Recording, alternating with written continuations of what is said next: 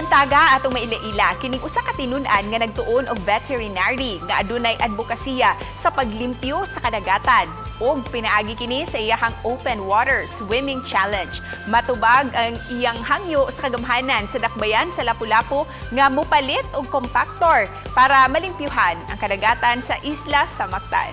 Busa ato siyang ila-ilahon, Clevan Kane Alegres. Maayong buntag, Clevan, and welcome sa GMA Regional TV Live. Good morning, Miss.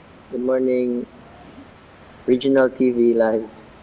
Clevan, congratulations sa imong malampusong paglangoy sa kadagatan sa isla sa Olanggo. How was your experience last Sunday?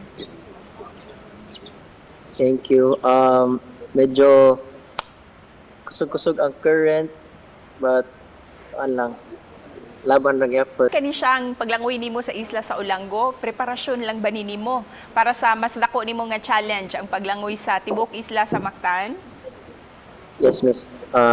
Nahugog ka ng teaser ni siya ba na before ko aning 42 kilometers, try sa kog circumnavigate og smaller island, which is Olanggo. And of course, after sa successful swim nimo sa Olanggo Island, hisgutan nato kining imong umaabot nga biggest challenge ang paglangoy sa tibok isla sa Mactan. Clevan, we'd like to know, para asa kini nga challenge nga imuhang buhaton?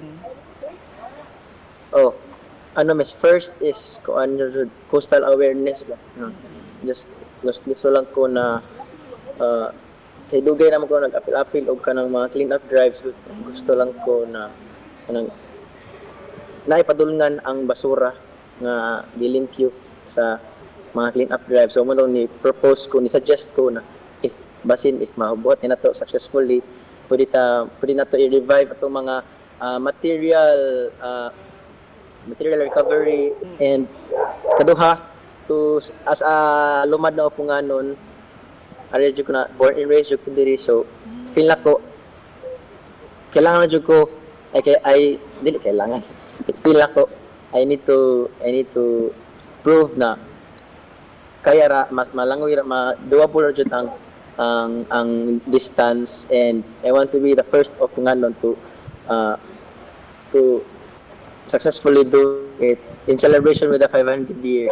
Pinaagi ba ni atong pagsalmot nimo sa mga clean up drives dinha ba ka na naauhag to do this challenge nga langoyon ang tibok isla sa Mactan? Dugay na ni 2 years na nako na plan, Miss. Actually, ang plano ko ani last year paunta sa akong 25th birthday, May 2020, but nag-lockdown man to. Bawal man pa lang yan ang dagat ato sa Aris Lapu-Lapu. So, naka-think ko na i-move karon nga year. Nya, dool raman ang May 15 ug April 27. Ako na lang ko to naka-decide ko nga isabay na lang sa 500 years sa quincentennial anniversary sa kadaugan. And of course, if this next challenge becomes successful, would you do another challenge, Clevan? If this will be successful, yes, Miss. I know that this won't be the last kay atong ang Pilipinas, Miss, daghang kay isla na islets.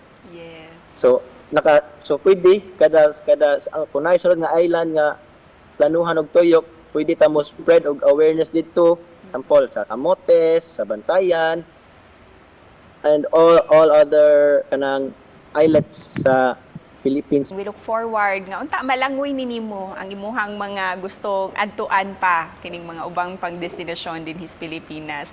Busa, before we end our interview, Clevan, unsa ang imuhang gustong ibilin nga mensahe para sa tanan nimong mga supporters and viewers? If you want to do something, then just try, because if you will, then I think you always can lang jud kanang don't ayaw pada sa kanang fear ba nga basin madaot ko kay ako ning buhaton. Just lang jud, just try and try ra jud kay there's nothing wrong in trying. Daghan kaayong salamat, Clevan. Thank you, Miss. Have a wonderful day. Thank you. Good morning. Ikaw sab.